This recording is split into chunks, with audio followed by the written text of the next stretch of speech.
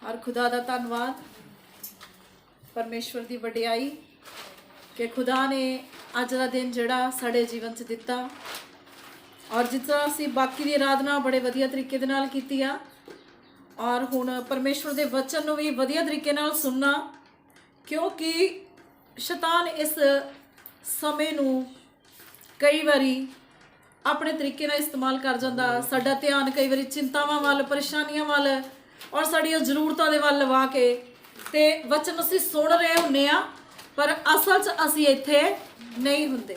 साडा ध्यान किते होर ही लगा हुंदा वा, असीं किते होर ही गवाचे हुंदे अपणियां चिंतावां परेशानियां दे विच, ते असीं ओह वाला बीज बन जांदे आ फिर जिहड़ा पक्षी चुक के लै जांदे, ते शैतान ओह वचन फिर साडे जीवन दे विच जाण नहीं दिंदा। इसलिए जदों भी वचन सुनना वा बड़े ध्यान दे नाल अपने आप नूं अपनी कोठरी दे विच लै के आउणा, अपनी आत्मा नूं इस कोठरी दे विच लै के आउणा कि जो भी खुदा साडे नाल गलबात करने चाहुंदे आ, क्योंकि वचन एक अजिहा जरिया वा जिहदे द्वारा परमेश्वर साडे नाल गल करदे आ। और अपने नबियां दे नाल भी खुदा अपने वचनां द्वारा गल करदे सी, और साडे नाल भी परमेश्वर इन्हां वचनां द्वारा ही गल करदे आ। और परमेश्वर दा वचन अनपढ़ लोकां नाल भी गल करदा, परमेश्वर दा वचन पढ़े लिखे लोकां नाल भी गल करदा, और बुद्धिमान निर्बुद्ध जिन्ने भी परमेश्वर दे बनाए होए आ सारियां दे नाल खुदा अपने वचनां द्वारा गल करदे आ। और इसी तरह वचन नूं बड़े ध्यान नाल सुनना। सी पिछली वार दा साडा वचन सीगा प्रार्थना, साडा टॉपिक सीगा प्रार्थना, कि प्रार्थना दे द्वारा असीं खुदा दे नाल गल करदे हां। प्रार्थना दे नाल द्वारा असीं परमेश्वर दी हजूरी विच जाने और प्रार्थना अजिहा जरिया वा जिहदे द्वारा असीं परमेश्वर नूं अपनी धन्नवाद दीआं भेटां चढ़ाउने आ और खुदा दा धन्नवाद करदे हां और खुदा दे नाल गल्लां करदे हां। और प्रार्थना दी सामर्थ भी असीं देखी सी कि जदों हिजकिया नबी दे जीवन च दुख आया ते जदों ने आंसूआं दे नाल प्रार्थना कीती, बिलख बिलख के रोया, ते खुदा ने कि ओहदी प्रार्थना दा जवाब दिता और परमेश्वर ने ओहदी उम्र दे विच 15 साल वधा दिते। और प्रार्थना दे ये रिजल्ट ने जदों असीं पूरे तन मन दे नाल प्रार्थना करदे हां, पूरी रूह जिस्म जान दे नाल खुदा दी हजूरी विच जाने आ, ते फिर वो प्रार्थना कदे भी वेस्ट नहीं जाती। प्रार्थना जरूर रिजल्ट लैके आउंदी आ। जिद्दां आपां भजन भी बोलते होंदे, स्तुति आराधना ऊपर जाती है, आशीष लेके नीचे आती है, विनती प्रार्थना ऊपर जाती है, उत्तर लेके नीचे आती है। तो साड़ियाँ विनतियाँ प्रार्थना सारियां परमेश्वर के हजूर विच जदों जांदियां ते उत्तर लैके आशीष बरकत लैके साडे वास्ते आउंदियां ने। और इसदा आपां पिछली बार प्रार्थना दे उत्ते वचन देखिया सीगा कि प्रार्थना साडे जीवन लई बहुत जरूरी आ, इसलिए सानू सारिआं नूं प्रार्थना जरूर करनी चाहिदी आ। और जे असीं बिना प्रार्थना तो कहिए कि असीं कोई आशीष बरकत लै लीए जां साडे जीवन दे समस्यावां परेशानियां खत्म हो जान, ते ये बिल्कुल गलत सोच है साडी, क्योंकि प्रार्थना तो बगैर कुछ भी नहीं हुंदा। प्रार्थना जरूरी है साडे जीवन च। इसी तरह अज असीं देखांगे उपवास दे बारे, वर्त दे बारे। जिस तरह प्रार्थना जरूरी आ, इसी तरह वर्त भी साडे जीवन दे विच जरूरी है।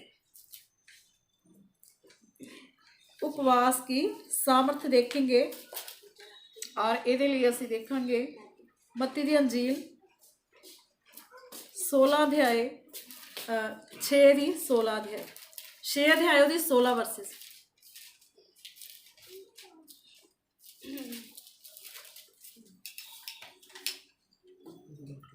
जब तुम उपवास करो तो कपटियों के समान तुम्हारे मुंह पर उदासी न छाई रहे, क्योंकि वे अपना मुंह बनाए रहते हैं ताकि लोग उन्हें उपवासी जाने। मैं तुमसे सच कहता हूं कि वे अपना प्रतिफल पा चुके। परंतु जब तू उपवास करे तो अपने सिर पर तेल मल और मुंह धो, ताकि लोग नहीं परंतु तेरा पिता जो गुप्त में है तुझे उपवासी जाने। उस दशा में तेरा पिता जो गुप्त में देखता है तुझे प्रतिफल देगा। हालेलुया। परमेश्वर के वचन में से पढ़ा है कि जब तुम उपवास करो तो कपटियों के समान तुम्हारे मुंह पर उदासी छाई ना रहे, क्योंकि वे अपना मुंह इसलिए बनाते हैं ताकि लोग उन्हें उपवासी जाने।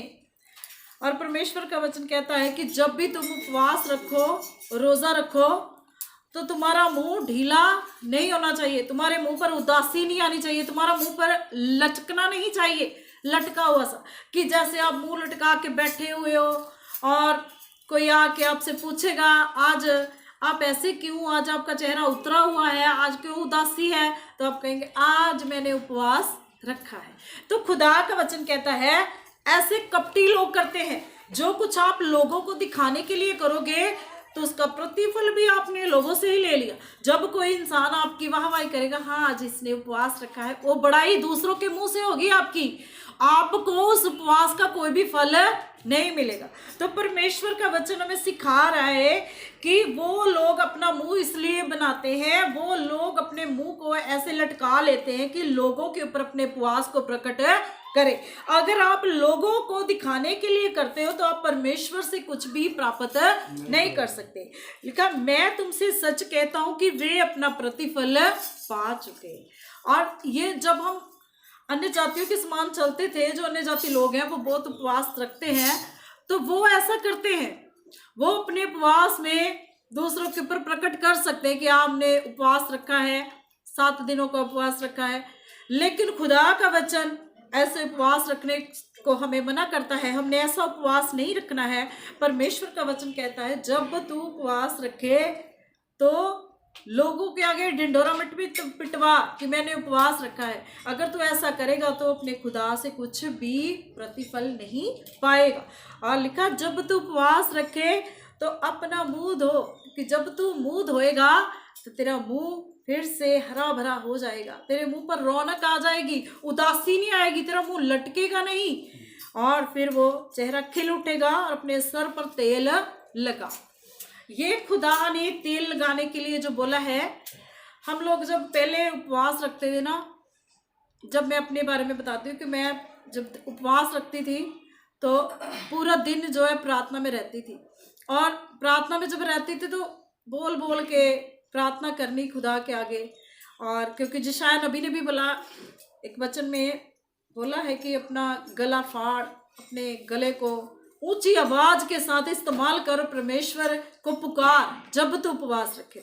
तो मैं दोनों तरफ से ही प्रार्थना करती थी, और जब मैं ज़्यादा प्रार्थना कर लेती थी तो मेरा सर भारी हो जाता था, और ऐसे में जब मैं तेल लगाती थी प्रार्थना वाला तेल तो मेरा सर बिल्कुल हल्का हो जाता। जब हम उपवास में ज़्यादा प्रार्थना करते कभी कभी हमारे सरों में भारीपन आ जाता है, और जब हम परमेश्वर का प्रार्थना वाला तेल अपने सरों में लगाते हैं तो ऐसी भारीपन वाली प्रॉब्लम हमें नहीं होती। तो ये खुदा ने एक इलाज भी हमें बताया है, और तेल जो है अभिषेक को भी दर्शाता है कि हमारा मसा हमारे जीवनों में बना रहता है, खुदा का मसा हमारे जीवनों में बना रहता है।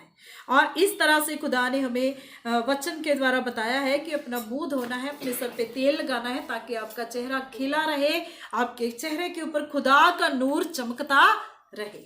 और परमेश्वर के वचन में लिखा है ताकि लोग नहीं परंतु तेरा पिता जो गुप्त में तुझे उपवासी जाने, इस दशा में तेरा पिता जो गुप्त में देखता है तुझे प्रतिफल देगा।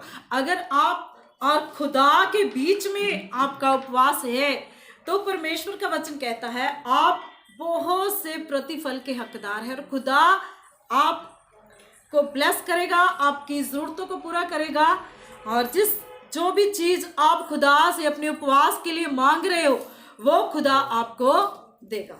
और इस तरह से परमेश्वर ने हमें उपवास रखने के लिए कहा है, और वचन में बहुत से और भी उदाहरण है जो उपवास के बारे में बताए गए हैं, और जो हमें भी सिखाते हैं कि हमने उपवास कैसे रखना है। और अगर यशायाह 58 अध्याय में देखें, यशायाह की किताब, उसमें भी परमेश्वर ने हमें उपवास रखने का तरीका दिखाया है।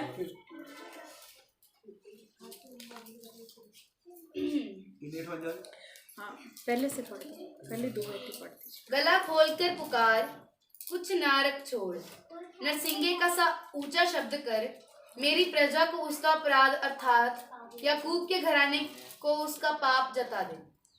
वे प्रतिदिन मेरे पास आते और मेरी गति जानने की इच्छा ऐसी रखते हैं मानो वे धर्मी लोग हैं, जिन्होंने अपने परमेश्वर के नियमों को नहीं टाला। वे मुझसे धर्म के नियम पूछते और परमेश्वर के निकट आने से प्रसन्न होते हैं। हालेलुया। तो यहाँ पर भी यशायाह नबी के द्वारा उपवास के बारे में बताया गया है। यशायाह नबी कह रहे हैं कि जब तू उपवास रखे तो गला खोल कर पुकार, कुछ न रख छोड़, नरसिंगे का सा ऊंचा शब्द करके मेरी प्रजा को उसका अपराध अर्थात याकूब के घराने को उसका पाप जता दे। और यहाँ पर यशायाह नबी बोल रहे हैं कि हमने रोजा रख के, ये नहीं कि अपने गले का सरफा करना, आज हमने ऊंचे नहीं बोलना, अंदर ही अंदर प्रार्थना करनी है। तो परमेश्वर का वचन जो है लिखा दो धारी तलवार है, दोनों तरफ से ही काटता है। अगर आप गुप्त में भी प्रार्थना करोगे तो खुदा उस प्रार्थना का भी जवाब देगा। और जैसे यशायाह नबी ने बताया कि गला खोल के प्रार्थना करनी है, ऊंची आवाज के साथ खुदा की आराधना करनी है, उसको पुकारना है, तो खुदा उसके द्वारा भी आपको जवाब देगा। और जहाँ पर बताया गया है कि यशायाह नबी कह रहे हैं कि खुदा का आत्मा उन्हें कह रहे हैं कि जो लोग अपराध में है, जो लोग गुनाह में हैं, और गला खोल के उन लोगों को उनके पाप जो हैं बता दो। और वे प्रतिदिन मेरे पास आते हैं, वो लोग उपवास तो रखते हैं और मेरे पास ऐसे आते हैं कि जैसे वो मेरी गति को जानने की कोशिश करते हैं, और जैसे वो बहुत धर्मी लोग हैं, ऐसे आते हैं उपवास रख के कि हे खुदा, हमने तो पूरा दिन दुख सहा, प्रभु पूरा दिन हमने उपवास रखा, लेकिन तूने कोई भी जवाब नहीं दिया। और खुदा का वचन बोलता है कि वो धर्मी होने का नाटक कर रहे हैं, लेकिन वो धर्मी है नहीं। तो यशायाह तू खुल के इन लोगों को इनके अपराध और इनके पाप जो है बता दे। और परमेश्वर का वचन कहता है, हाँ 3 आयत में, वे कहते हैं क्या कारण है कि हमने तो उपवास रखा परंतु तूने इसकी सुधि नहीं ली, हमने दुख उठाया परंतु तूने कुछ ध्यान नहीं दिया। सुनो, उपवास के दिन तुम अपनी ही इच्छा पूरी करते हो और अपने सेवकों से कठिन कामों को कराते हो। हालेलुया। तो वो लोग कहते हैं क्या कारण है कि हमने तो उपवास रखा परंतु तूने इसकी सुधि नहीं। खुदा, हम तो पूरा दिन दुख उठाते रहे, हम तो पूरा दिन भूखे रहे, लेकिन तूने कुछ भी जवाब नहीं दिया। और वो लोग खुदा से ऐसे प्रश्न पूछते हैं जैसे वो बहुत धर्मी लोग हैं और दुख उठाते हैं, लेकिन कभी कभी उनके उपवास का फल नहीं मिलता क्योंकि कुछ कमी होती है। और लिखा वो लोग, हाँ 4 आयत में, सुनो, तुम्हारे उपवास का फल ये होता है कि तुम आपस में लड़ते और झगड़ते और दुष्टता से घूस मारते हो। जैसा उपवास तुम आजकल रखते हो उससे तुम्हारी प्रार्थना ऊपर नहीं सुनाई देगी। और लिखा परमेश्वर के वचन में कि कुछ लोग उपवास रखते हैं और वो ऐसे दिखाते अपने घर में, हाँ मैंने आज उपवास रखा है, मैं आज कोई काम धंधा नहीं करूंगी, जान नहीं करूंगा, आज मुझे बुलाओ मत, मेरे से बात मत करो, मैंने आज उपवास रखा है। बस वो अपने उपवास के द्वारा अपने आप को इतना ऊंचा कर देंगे कि बस आज का दिन तो मैं ही मैं हूँ। लिखा वो झगड़े रगड़े के लिए उपवास रखते, जो लोग लड़ते झगड़ने के लिए उपवास रखते हैं, तो खुदा का वचन कहता है ऐसे उपवास का फल आपको नहीं मिलता जो खुदा के वचन के अनुसार नहीं है। तो परमेश्वर का वचन भी यहाँ पर कहता है, तुम सुनो, तुम्हारे उपवास का फल ये होता है कि तुम आपस में लड़ते और झगड़ते और दुष्टता से घूसे मारते हो। जैसा उपवास तुम आजकल रखते हो उससे तुम्हारी प्रार्थना ऊपर नहीं सुनाई देगी। जो लोग आप शारीरिकता के अनुसार उपवास रखते हो, सब कुछ चली जा रहा विचे ही लड़ाई झगड़े विचे ही, अज मैं उपवास रखे, अज मैनू कोई बुलाओ ना मैनू अज गुस्सा ना चढ़ाओ, अज मैं कोई काम नहीं करना, तुसी सारा काम करो। ऐसे उपवास से खुदा का वचन कहता है आपको कोई भी प्रतिफल नहीं मिलता। परमेश्वर का वचन कहता उपवास हमारे स्वभाव को बदलता है, उपवास हमारे स्वभाव को चेंज करता है। जो लोग वचन के अनुसार उपवास रखते हैं वो जानते हैं कि वो उपवास में किस दशा में रहते हैं। तो उनको पता है कि उपवास के दिन किसी का दिल नहीं दुखाना, उपवास के दिन अपने आप को नम्र हलीम करना होता है और बिल्कुल नम्र हलीमी में रहना पड़ता है। और लिखा है कि अगर आप ऐसे, जैसे मैंने बोला, लड़ते झगड़ते हुए और बड़े अहंकार से कि आज हमने उपवास रखा है, तो ऐसे उपवास का फल यशायाह नबी कहते हैं कुछ भी नहीं रहता, कुछ भी नहीं मिलता। वही उपवास का फल आपको मिलता जो आप खुदा के वचन के अनुसार रखते हो, अपने आप को नम्र हलीम करते हो, दीन करते हो। तो खुदा, क्योंकि उपवास के दिन आपकी संगति आपके परमेश्वर के साथ होती है, आपका रिलेशन जो आपको खुदा, आप उपवास के दिन खुदा से मिलने के लिए जाते हो, आप अपने आप को परमेश्वर से जोड़ते हो, और उस दिन आप बहुत जो वचन के अनुसार रखते हैं उपवास को, तो वो अपने आप को बहुत एक अलगताई में रखते हैं। वो लोग दुआ प्रार्थना में रहते हैं, क्योंकि और ऐसा कहीं नहीं लिखा हुआ कि आपने कोई भी काम नहीं करना, क्योंकि उपवास अकेला हमने रखा है, हमारे घर परिवार ने खाना भी खाना है, उनकी सारी ज़रूरतें भी हैं, जो हमारी जिम्मेदारी। ये नहीं कि अपनी जिम्मेदारियों से भागना है कि बस आज उपवास रख लिया तो सबका ही उपवास रखा दो, आज मेरा है तो सबका ही है, ऐसा नहीं। अपनी जो आपके रोज़मर्रा के काम है वो आप करो, और खुदा के लिए समय निकालो, ज़्यादा समय जो परमेश्वर को दो, दुआ प्रार्थना में रहो, उसका वचन अधिक से अधिक पढ़ो, क्योंकि खुदा वचन के द्वारा ही आपसे बात करेगा। और जब आप ज़्यादा वचन को स्टडी करोगे तो खुदा आपको बताएगा, आपसे बात करेगा। और अगर आप उस दशा में होंगे, खुदा के आगे बैठे होंगे, तो आप उसकी आवाज़ को सुन रहे होंगे।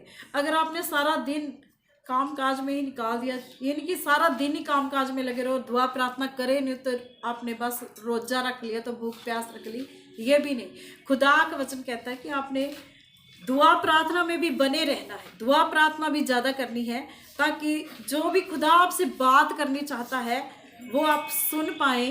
और आप वो तभी सुन पाएंगे अगर आप अलग से टाइम निकाल के खुदा की हुजूरी में बैठेंगे, ठीक है। और परमेश्वर के वचन में वचन हमें सिखाता है कि बहुत से बाइबल में बहुत से खुदा के दासों ने, खुदा के नबियों ने भी उपवास रखा। जैसे हम जानते हैं कि परमेश्वर के निनवा नगर के बारे में यूना नबी की किताब में, हम यूना नबी की किताब में जाएंगे और वहाँ पर भी एक उपवास रखा। 3 अध्याय इसकी 1 आयत।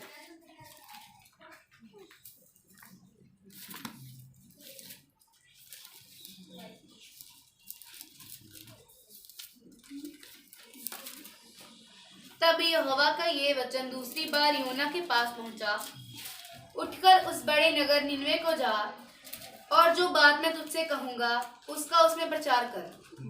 तब योना यहोवा के वचन के अनुसार निनवे को गया। निनवे एक बहुत बड़ा नगर था, वे 3 दिन की यात्रा का था। योना ने नगर में प्रवेश करके 1 दिन की यात्रा पूरी की और ये प्रचार करता गया, अब से 40 दिन के बीतने पर निनवे उल्ट दिया जाएगा। तब निनवे के मनुष्यों ने परमेश्वर के वचन की प्रतीति की और उपवास का प्रचार किया गया और बड़े से लेकर छोटे तक सबों ने टाट ओढ़ा। हालेलुया। तो खुदा के वचन में से पढ़ा गया कि तब यहोवा का वचन दूसरी बार योना नबी के पास पहुंचा। पहली बार भी खुदा का वचन उसके पास गया था।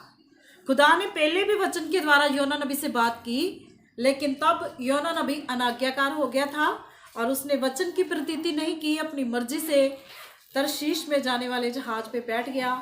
और जब खुदा के वचन को तोड़ा तो परेशानी में पड़ गया, दुख में पड़ गया।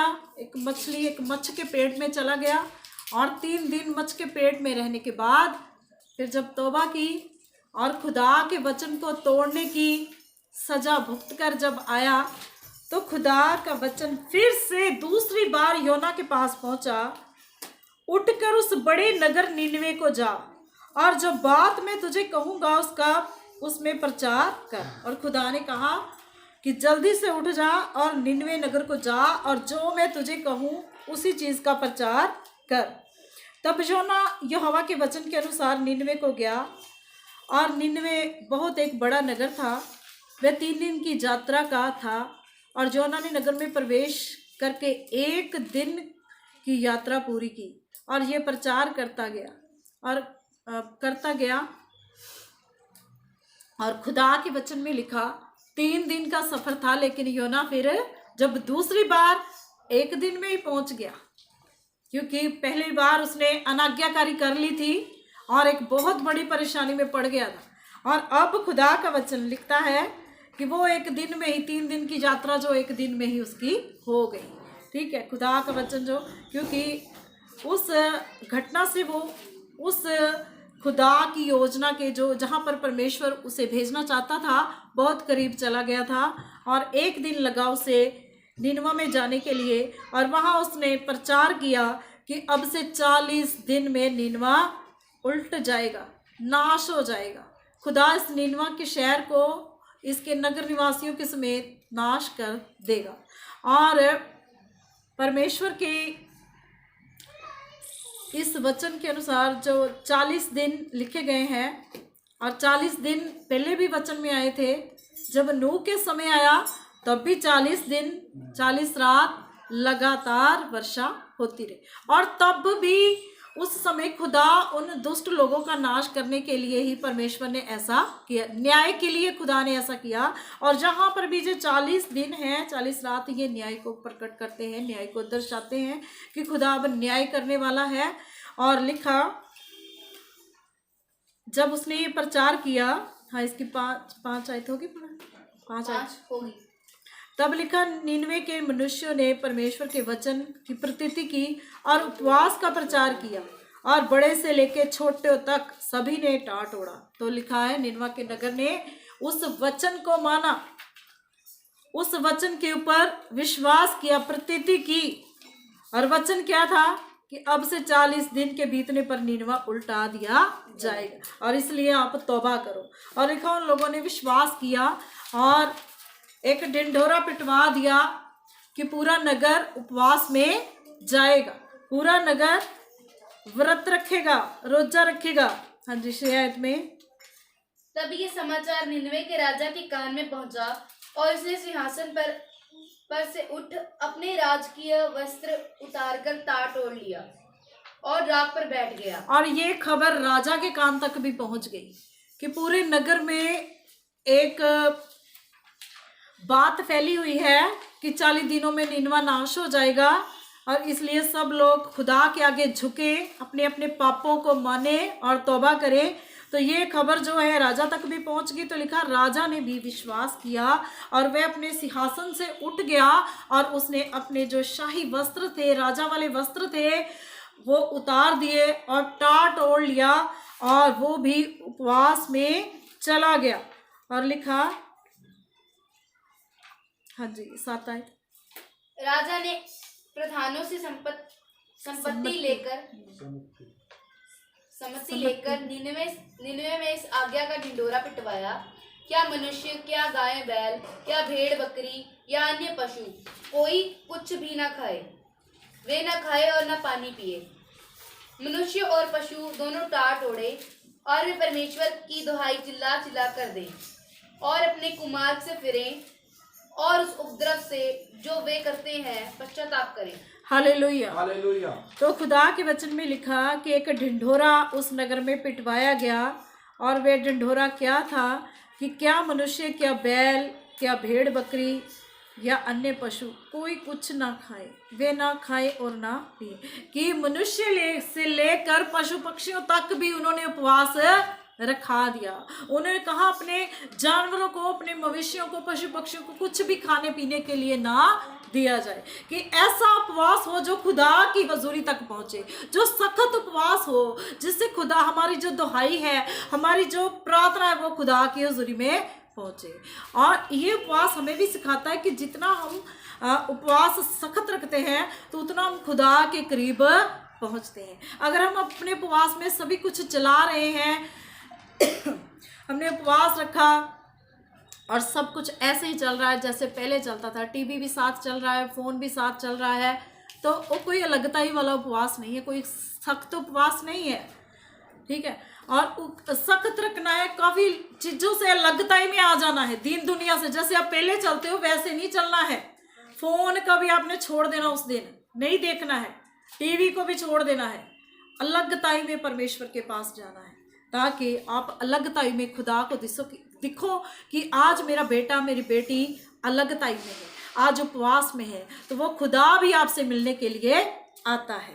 जब आप अलगताई में होके खुदा से मिलने के लिए जाते हो तो वो परमेश्वर भी आपसे मिलने के लिए आते हैं। और लिखा, जब उन्होंने अपने पशुओं, अपने मवेशियों, अपने सारे पक्ष मतलब जितने भी उन्होंने गाय बैल भेड़ बकरी रखे थे सब समेत उपवास किया पूरा दिन, ना तो खुद खाया ना आप किसी को खाने को दिया, और खुदा के आगे वहाँ का राजा भी टाट ओढ़ कर और राख में बैठ के खुदा की दुहाई दी। और पहले समय में जब लोग ज़्यादा दुखी परेशान हो जाते थे तो वो टाट ओढ़ लेते थे और राख में बैठ जाते थे और अपने आप को अलग करते थे कि खुदा हमारी ओर ध्यान लगाए। और इस तरह से उन पूरे निनवा नगर निवासियों ने 1,20,000 की आबादी वाला ये देश था और उन्होंने खुदा के आगे पश्चाताप किया। लिखा, संभव है परमेश्वर दया करे और अपनी इच्छा बदल दे और उसका भड़का हुआ कोप शांत हो जाए और हम नष्ट होने से बच जाएं। और खुदा का वचन कहता है कि इस तरह से उन्होंने पूरा दिन परमेश्वर को प्रसन्न किया, अपनी दुआ प्रार्थना में तौबा की और अपने पापों को गुनाहों को माना और परमेश्वर के आगे अपनी दुहाई दी। और लिखा, खुदा ने उनकी जो विनती थी, जो प्रार्थना थी और जो उनका रोना था वो सुना और खुदा अपने फैसले से मुड़ा। लेकिन यहाँ एक और बात है कि यूना नबी जो उनको ये बात कहने के लिए आया था, यूना नबी ने उनके लिए प्रार्थना नहीं की। यूना नबी अलग से, लिखा वचन में, एक छपरा बना के वो अलग से दूर से देख रहा है कि कैसे खुदा इन लोगों के नगर को नाश करता। यूना नबी ने उन लोगों के लिए प्रार्थना नहीं की थी और वो अलग से देख रहा है कि अब इन लोगों का क्या होता है। हाँ, इसकी 4 आयत में पढ़ दो। 4 देख। ये बात यूना को बहुत ही बुरी लगी और उसका क्रोध भड़का। उसने यहोवा से ये कहकर प्रार्थना की, हे यहोवा, जब मैं अपने देश में था तब क्या मैं यही बात ना कहता था? इसी कारण मैंने तेरी आज्ञा सुनते ही तरशीश को भाग जाने के लिए फुर्ती की, क्योंकि मैं जानता था कि तू अनुग्रहकारी और दयालु परमेश्वर है और विलंब से कोप करने वाला करुणा निधान है और दुख देने से प्रसन्न नहीं होता। इसलिए अब हे यहोवा, मेरा प्राण ले ले, क्योंकि मेरे लिए जीवित रहने से मरना ही भला है। हालेलुया। तो जब योना ने देखा कि खुदा तो बदल चुका है, खुदा ने इन लोगों के साथ ऐसा कुछ नहीं किया, परमेश्वर ने जो कहा था उससे परमेश्वर पलट गया है, क्योंकि उन लोगों के एक रोजे ने, एक उपवास ने खुदा के मन को बदल दिया था। खुदा की जो बनाई हुई योजना थी उन लोगों को नाश करने के लिए, उसको पलट दिया था और परमेश्वर अब बदल गया था। खुदा अब उनका नाश करना नहीं चाहता था। और परमेश्वर, जब यूना ने देखा कि परमेश्वर ने जैसा कहा वैसा नहीं किया, तो यूना को क्रोध आया कि परमेश्वर तूने पहले मुझसे ऐसा ढिंढोरा पिटवा दिया, ऐसा वचन दे दिया, तो अब वो वचन को पूरा भी नहीं किया, तो खुदा ये लोग मुझे झूठा कहेंगे कि झूठी भविष्यवाणी की, जब झूठा तूने सुसमाचार दिया। तो वो अपने लिए क्रोधवान है कि खुदा तूने इन लोगों का नाश नहीं किया, मुझे झूठा बना दिया। तो परमेश्वर मैं पहले ही जानता था, तो तू दयालु खुदा है, तू बदल जाएगा। जब वो लोग दुहाई देंगे, जब वो लोग रोएंगे, चिल्लाएंगे, तौबा करेंगे, तो तू अपने फैसले से पलट जाएगा, बदल जाएगा। तो सचमुच खुदा ने उनके ऊपर दया की और पूरा नगर एक उपवास के द्वारा बचाया गया।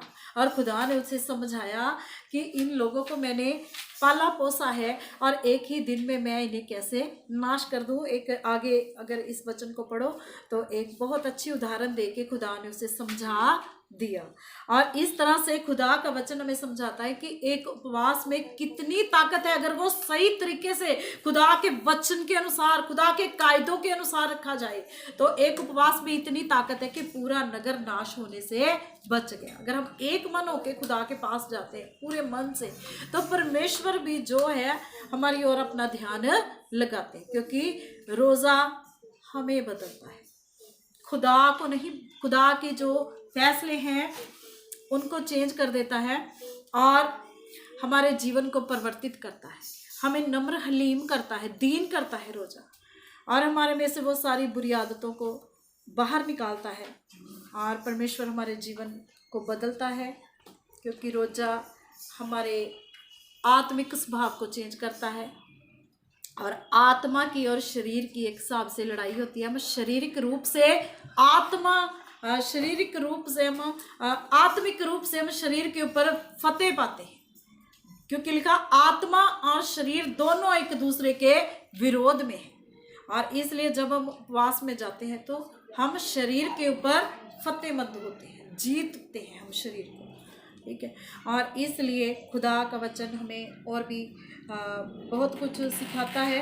एस्तर रानी ने एक उपवास रखा, उसके लिए हम पढ़ेंगे 4 अध्याय।